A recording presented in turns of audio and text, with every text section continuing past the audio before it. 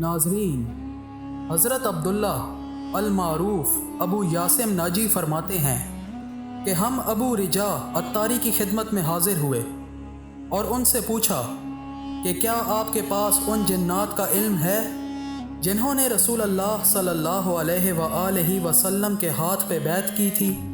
تو وہ مسکرائے اور فرمایا، میں تمہیں وہ بات بتاتا ہوں جو میں نے خود دیکھی اور سنی ہے۔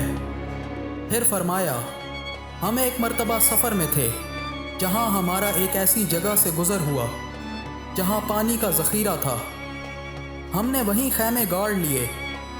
پھر میں اپنے خیمے میں کچھ دیر آرام کے غرض سے داخل ہوا تو میں نے دیکھا کہ ایک سانپ خیمے میں داخل ہو گیا اور لوٹ پوٹ کرنے لگا۔ میں نے پانی کے برتن سے کچھ پانی لے کر اس پر چھڑکا تو وہ سانپ سکون میں آ گیا۔ جب میں نماز عصر سے فارغ ہوا تو دیکھا کہ وہ سانپ مر چکا تھا۔ میں نے اپنے سامان میں سے ایک سفید رنگ کا کپڑا نکالا اور سانپ کو اس کپڑے میں لپیٹ کر زمین میں گڑھا کھود کر اس میں دفن کر دیا۔ اس کے بعد ہم اپنی منزل کی جانب دن رات چلتے رہے۔ صبح ہوئی تو ہم ایک مقام سے گزرے جہاں پانی تھا۔